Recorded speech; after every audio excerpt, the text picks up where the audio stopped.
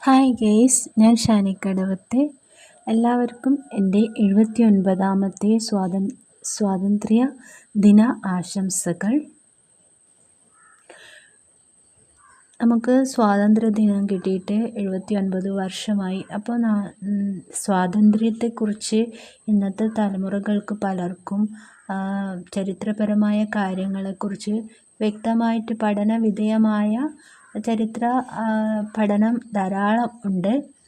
ഞാൻ സ്വാതന്ത്ര്യ സമരത്തെക്കുറിച്ച് വ്യക്തമായി ചിന്തിക്കാൻ തുടങ്ങിയത് എൻ്റെ മുത്തശ്ശൻ്റെ അനുഭവങ്ങളിലൂടെയായിരുന്നു. അദ്ദേഹം സ്വാതന്ത്ര്യ സമരം എന്തായിരുന്നു, ഗാന്ധിജി ആരായിരുന്നു, നെഹ്റു ആരായിരുന്നു, ഇതൊക്കെ അറിയാൻ നമുക്ക് ഒരുപാട് ഉത്കണ്ഠകളുണ്ടായിരുന്നു. എൻ്റെ മുത്തശ്ശൻ സ്വാതന്ത്ര്യ സമര കാലഘട്ടത്തിൽ അദ്ദേഹം മദ്രാസിലായിരുന്നു. അദ്ദേഹത്തിൻ്റെ ബാല്യകാലം മദ്രാസിലായിരുന്നു. പട്ടിണി ജാഥയെക്കുറിച്ച് എല്ലാവരും കേട്ടിരിക്കും. 1936 AKG കണ്ണൂരിൽ നിന്നും മദ്രാസിലേക്ക് നടത്തിയ ഒരു പട്ടിണി ജാഥ എന്നൊരു സമരം തന്നെ ഉണ്ടായിരുന്നു. അത് അന്നത്തെ കാലഘട്ടത്തിൽ വളരെ പട്ടിണിയായിരുന്നു. നാടിൽ മുഴുവനും പട്ടിണിയായിരുന്നു. ആ പട്ടിണി കാലഘട്ടത്തിൽ ധാരാളം പേർ നാട് വിടുകയും അന്യ സംസ്ഥാനങ്ങളിൽ പോവുകയും ജോലി ചെയ്യുകയും സമരമുറകൾ നടത്തുകയും ഒക്കെയുണ്ട്. സ്വാതന്ത്ര്യ സമരം ഇരുമ്പിരിക്കൊണ്ടിരുന്ന കാലഘട്ടമായിരുന്നു അത്. ആ സമയത്ത് ഇന്ത്യക്ക് ക്വിറ്റ് ഇന്ത്യ ഉപ്പ് സത്യാഗ്രഹ കാലഘട്ടം കഴിഞ്ഞിട്ടുള്ള ആ ഒരു സ്വാതന്ത്ര്യ സമരത്തിൻ്റെ വലിയൊരു അവസ്ഥയിലിരിക്കുന്ന കാലഘട്ടം. ഈ കക്കോരി ഗൂഢാലോചനയൊക്കെ നടക്കുന്ന ആ സമയത്ത് ഒരുപാട് പട്ടാളക്കാർ, ബ്രിട്ടീഷ് പോലീസ് സേനകൾ ഒരുപാട് ശക്തമായി പ്രതിഷേധക്കാരെ അടിച്ചമർത്തിക്കൊണ്ടിരിക്കുന്ന കാലഘട്ടമായിരുന്നു. ആ കാലഘട്ടത്തിൽ അവിടെ ഉണ്ടായിരുന്ന ജീവിതം വളരെ ദുഷ്കരമായിരുന്നു. എങ്കിലും ആ ജാഥയിൽ ധാരാളം പേർ പങ്കെടുക്കുകയും അതുപോലെ തന്നെ ധാരാളം സ്വാതന്ത്ര്യ സമര സേനാനികളെ എൻ്റെ മുത്തശ്ശന് കാണാൻ സാധിക്കുകയും ചെയ്തു. ഗാന്ധിജിയെ നേരിട്ട് കണ്ടിട്ടുണ്ടായിരുന്നു. അതൊക്കെ വലിയൊരു അനുഗ്രഹം തന്നെയായിട്ടാണ് അദ്ദേഹം കാണുന്നത്. അദ്ദേഹത്തിന് അതൊന്നും പറയാൻ വാക്കുകളേ ഉണ്ടായിരുന്നില്ല. അതുപോലെ തന്നെ നെഹ്റുവിനെ കാണാൻ ഉണ്ടായ ഭാഗ്യം. സ്വാതന്ത്ര്യ സമര കാലഘട്ടത്തിലുള്ള ഒരുപാട് സ്വാതന്ത്ര്യ സമര സേനാനികളെ അവരെ വളരെ അടുത്ത് നിന്ന് കാണാൻ സാധിച്ചു എന്നുള്ള കാര്യം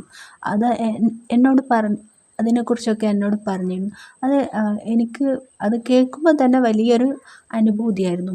അപ്പോൾ ഞാൻ ഈ സ്വാതന്ത്ര്യ സമര കാലഘട്ടത്തിലുള്ള ഓരോ സമര കാലഘട്ടത്തിലുള്ള ഒരു ടൈം ലൈൻ അതിനെക്കുറിച്ച് ഞാനൊന്ന് പറയാൻ ആഗ്രഹിക്കുന്നു. 1919 ഖിലാഫത്ത് പ്രസ്ഥാനമുണ്ടായി. എന്താണ് ഖിലാഫത്ത്? അത് പേര് പോലെ തന്നെ ഖലീഫയ്ക്ക് വേണ്ടി ഉണ്ടാക്കിയ ഒരു പ്രസ്ഥാനമാണ്. അതിനെ ഗാന്ധിജി അനുകൂലിച്ചിരുന്നു. കാരണം ഇസ്ലാം ഹിന്ദു ഐക്യം നിലനിർത്താൻ അത് വളരെ നല്ലതായിരുന്നു എന്ന് ഗാന്ധിജി 1919 തന്നെയാണ് റൗലറ്റ് ആക്ട് വന്നത്, മാർച്ച് 10. അതിനുശേഷം 1919 പഞ്ചാബിലെ അമൃത്സറിൽ വെച്ചിട്ട് ജാലിയൻ വാലാബാഗ് കൂട്ടക്കൊല നടക്കുകയും ചെയ്തു. പിന്നീട് 1920 നിസ്സഹകരണ പ്രസ്ഥാനം വന്നത്. ഗാന്ധിജിയുടെ നേതൃത്വത്തിലായിരുന്നു ഈ സമരങ്ങളൊക്കെ നടന്നിരുന്നത്. ഗാന്ധിജി ആയിരുന്നു ഈ സമരത്തെ നിയന്ത്രിച്ച് കൊണ്ടുപോവുകയും കൂടെ ധാരാളം സ്വാതന്ത്ര്യ സമര സേനാനികളും ഉണ്ടായിരുന്നു. അതുപോലെ തന്നെ 1930 ഉപ്പ് സത്യാഗ്രഹം, അതായത് സിവിൽ നിയമലംഘന പ്രസ്ഥാനം ഉണ്ടാവുകയും ചെയ്തു. പിന്നീട് 1942 ക്വിറ്റ് ഇന്ത്യ സമരവും INA രൂപീകരിച്ച സുഭാഷ് ചന്ദ്രബോസ് ആണ്. 1946 ഇന്ത്യൻ നാവിക കലാപവും ഉണ്ടായി. പിന്നീട് 1947 ക്ലെമന്റ് ആറ്റ്ലിയാണ് അധികാര കൈമാറ്റം എന്ന സാഹസിക തീരുമാനം നടത്തിയത്. സാഹസിക തീരുമാനം എന്ന് പറഞ്ഞാൽ അത് നെഹ്റു ആണ് ഈ സാഹസിക തീരുമാനം എന്ന് ഇതിനെക്കുറിച്ച് പറഞ്ഞത്. പിന്നീട് നമുക്ക് സ്വാതന്ത്ര്യം ലഭിച്ചു. ആ സമയത്ത് വേവൽ പ്രഭു ക്ലമൻ്റ് ആറ്റ്ലി ആയിരുന്നു. അതിനുശേഷം മൗണ്ട് ബാറ്റൺ ആയിരുന്നു ഉണ്ടായിരുന്നത്. അങ്ങനെ ഈ സ്വാതന്ത്ര്യ സമരം ഇങ്ങനെ തുടർന്നു.